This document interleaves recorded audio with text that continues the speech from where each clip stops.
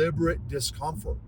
That's, I think, one of the challenges of this country we're living in right now is we're all so, and me included, so comfortable. We have been seduced, slowly, seductively seduced by comfort.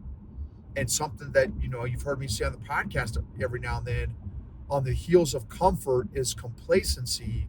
On the heels of complacency is destruction. Welcome to the EQ Gangster podcast, where you will learn practical tools to grow your mental and emotional health and intelligence to be the best version of yourself, both at work and at home. It is real, raw, and transformational. The journey of emotional growth isn't easy, but it's worth it. I believe in you. EQ Gangsters. So this episode is going to be about the things that, what are the things in your life that have caused you the most growth? That's a great question. So think about that. What are some things that have caused you the most growth in your life? And I'm going to go out on a limb and probably guess that those things that have caused you the most growth have been challenging, or at a minimum, challenges that you've had to overcome. Now, that's an assumption, but I think that's probably a decent assumption. Here's the story. The story is, I'm just leaving from my BJJ therapy class, as I like to call it, and met a young guy. It's a second day time that I've had a chance to roll with him.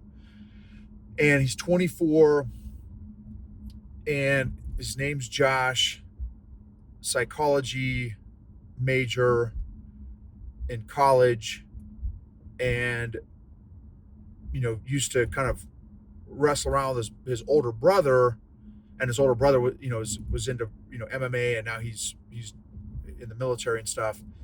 And so his brother's like, "Hey, bro, like, just remember when we used to wrestle around, like, just try out jiu-jitsu and just see what it, how you like it." And so this is his 5th week, and we rolled twice actually, and he's just absolutely doing amazing. Like, I was probably in, I don't know, 6 to 8 months before I was at this guy's level, and he's been rolling for 5 weeks. And, that's just how it works. Some people, like, they pick it up right away. Some people, like me, it's just for whatever reason, my gerbils are slower or something. It doesn't come like naturally to me. I need lots and lots and lots and lots and lots and lots of reps. And which is also why I'm a huge fan of just the concept of repetition, which also we did in the military, and I learned about the power of repetition in the military as well, of just developing a muscle memory for something, which is also, side note, is a great thing to do for emotional muscle memory as well, for the positive. A lot of us have some negative emotional muscle memory, and that's another kind of just point in this episode is how can we develop and establish positive emotional muscle memory drills, responses, tools, etc. So after we got done rolling our second roll, we did 7-minute rounds tonight, and second roll, and we're just talking. I'm like, dude, because like he is just doing so good, and he's lean, he's muscular, and if you've met me before, I am not lean or muscular.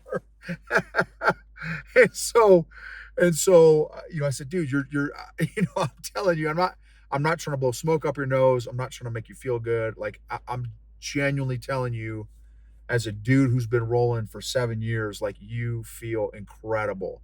His transitions, his body positioning, his calmness. That's another thing I told him. Because 90% of people, 95% of people, when I get on top of them, they freak out because I've shared that before, but when you get a big, heavy guy who knows how to use his size stra- strategically and tactically to control and pressure someone else's body and frame, it can induce a legit panic response, the whole fight, flight, or freeze response, and he's remains calm the entire time. He's remained calm. He has not freaked out. And I'm like, dude, I genuinely don't know. You are maybe, I, I don't know, one other person. I can't even think of who the other person is either. But like, I can count on half of one hand the number of people that haven't freaked out, that were new, that were white or blue belts that didn't freak out. Like, that's incredible. And anyway, so then he's like, he's like, look, Noble, he's like, dude, I'm telling you, when I first started, he's like, he's like, I genuinely feel like a different person. And he said, for just 5 weeks in, and I asked him, I said, well, how and why? He said, man, he's like, I just feel like I have a lot more confidence. This feels like a positive, healthy, productive place to not vent is not the right way to say it, but like to move, to express, in a safe, healthy, productive way, where you're also learning like actual skills, self-defense skills, breathing skills, life skills, multiple layers of lessons that you can learn by rolling. And the other dynamic is like, we all would like to think that, oh, this is how I would respond if I got jumped, or if I was present during some sort of attack or threat or whatever. But ultimately, you don't know. You don't know. And the cool thing is that in jiu-jitsu, you get to practice that after you do the drilling part of the class, learning the moves and stuff. You get to live roll with multiple training partners, not at one time, but you roll with one person for however, there's some gyms that do, like last time, yesterday or the day before, we were doing 10-minute rolls. Some gym, and then today we did 7-minute rolls. So our coach likes to kind of mix it up a little bit. The least we've ever done is 5-minute rolls. Some gyms I've been to when I was traveling, they do 3-minute rolls. So it just depends, and they'll mix it up and stuff.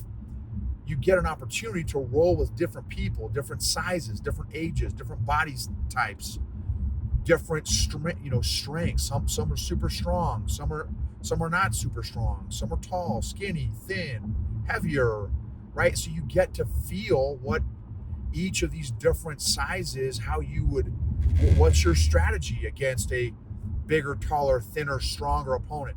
What's your strategy against a smaller, heavier, a slower opponent? What's your strategy for a younger, muscular Division I wrestler, right? So that's what I love about this, is you get all this real experience, and it's like one of the few martial arts that you can go 100% and keep your training partner safe.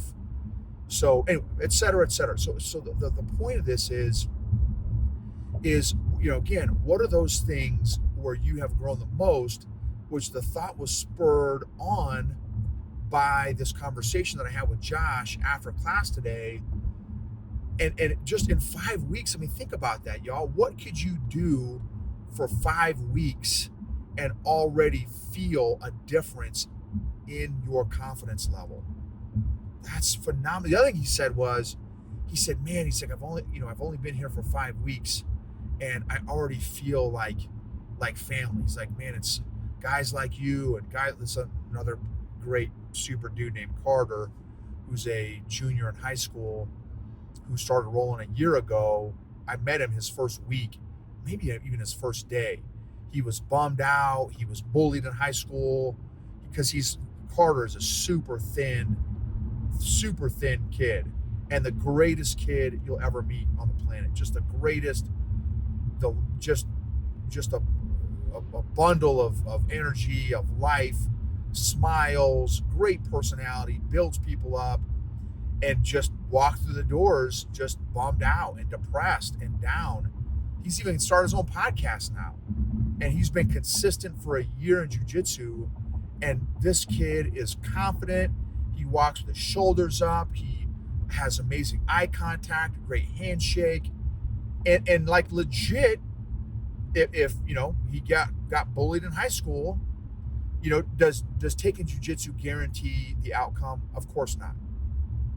I will argue that it significantly increases one's chances and odds in a physical altercation or conflict for multiple reasons. One of which is obviously just skills and tools, movement tools, body movement tools to know how to use and manage your own body, but also use and manage somebody else's body against them to stop the threat. And then the second thing is to remain calm, which is, in my opinion, half the battle is just staying calm when everyone else is amped up and running on adrenaline and emotions and not thinking clearly. You know, that's another huge lesson going into that. So so to see these two guys, and what the cool thing was, Carter came up right when I was talking to Josh, and I pulled him over. I said, Carter, man, come over here real quick. And they had already met and rolled a couple times, but just they have similar stories, just in terms of like, boom, for the one guy, Josh, it's been 5 weeks and has already got confidence. For Carter, he's been developing that over the past year, to the point so much that he's even got his own podcast on Spotify. And it's just, I'm telling you guys, appreciate and embrace those things that have facilitated your growth. And I would encourage you, be on the lookout. Maybe it's not jiu-jitsu, maybe it's something else. I just encourage you to do hard things. I rolled with a guy today. I haven't, I've been traveling, so I'm back at my home gym, my new home gym, just since we've moved for the past year, and which is Flow State, phenomenal gym. The instructor, head instructor, Chad, and his wife, just amazing folks and instructors. And I don't know if I even finished that thought with what Josh said, but Josh is like, man, I just feel like this place is family already. But it's because of the head instructor, Chad and Jade.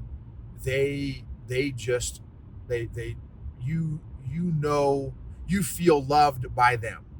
Like, they make their students and their members feel valued and loved and appreciated. They, not like a number or a dollar sign, but like, part of the family, the Flow State family. And, that's another lesson, is like, how, when you are going through hard things, how do you make other people feel who are also going through the hard things? So for me, now I'm, been doing it for, longer than many folks, right? So in a typical gym, not everyone at the gym has been rolling for 7 years. And so for me, it's a different hard for me. It's still hard because I'm older than 99% of the people that are rolling. So it's a different hard for me.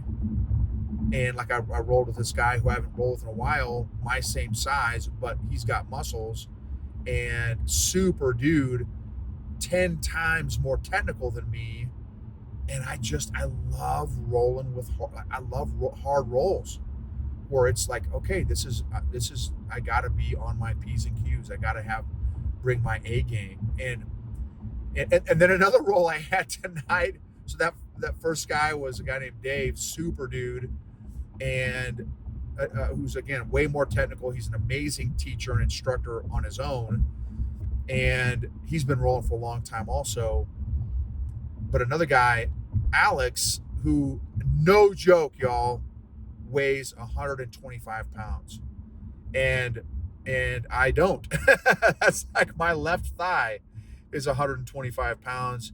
He's maybe 5'6". I'm 6'1", and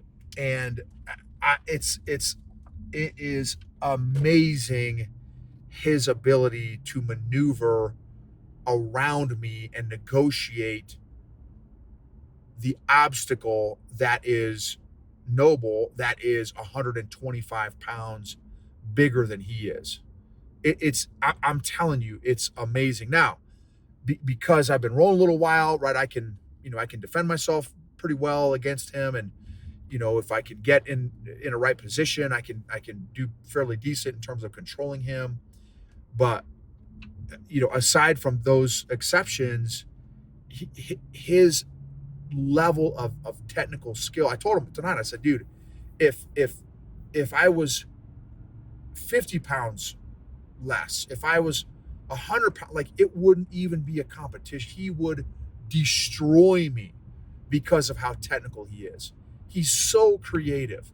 So find those areas for your life.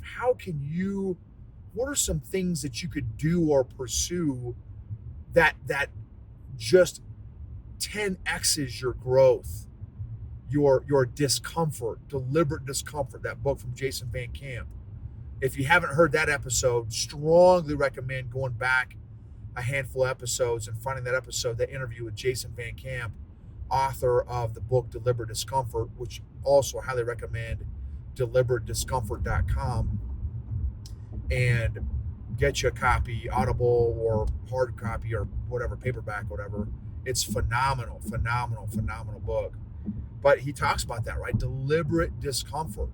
That's, I think, one of the challenges of this country we're living in right now is we're all so, and me included, so comfortable. We have been slowly, seductively seduced by comfort. And something that, you've heard me say on the podcast every now and then, on the heels of comfort is complacency. On the heels of complacency is destruction. So this another great exercise to do is what areas in your life are you comfortable in? What areas of your life are you the most comfortable in? Be careful, because those areas are the slippery slopes in your life that could lead to complacency and then destruction. And pursue areas of hard things. Do hard things. Is it a college course? Could you take or not even a college course, a course that someone's got online that you could take? Is there, wake up early and do swimming or polar plunges or cold showers, or wake up and do 10 push-ups, 50 push-ups, 100 push-ups, right, depending on your fitness level, 10 sit-ups, or just do something that you don't want to do every day. How many things can you do every day that you don't want to do? We are almost programmed to avoid, well, I think that's like part of our brain wiring, right, is to avoid discomfort, which that may be part of a survival thing, but like, how can you pursue discomfort? For me, I'm trying to get back into some cardio, so I'm doing some more rucking, taking a rucksack with me, and trying to get more consistent at doing some rucking to work on my cardio and stuff, my strength, just getting used to having a pack, getting under a pack again, and just anything. The one thing that I've got to get back into is memorizing some Bible verses again, getting back into some Bible memory verses and stuff. So what areas have caused you the most growth in your life? What lessons did you learn from those areas? How can you be more intentional? What's one thing you could do, you could start doing to start pursuing discomfort? And then now here's the wrapping it up with the EQ stuff, is what can you learn about yourself when you are in pursuit of discomfort? Emotionally healthy people help heal other people emotionally. Emotionally healthy leaders create emotionally healthy cultures and organizations, which create and optimize results, outcomes, performance. and engagement. Thank you for rating, for reviewing, for subscribing, for sharing a particular episode that resonates with you. Thank you for letting me be a part of this journey with you, and you being a part of my journey.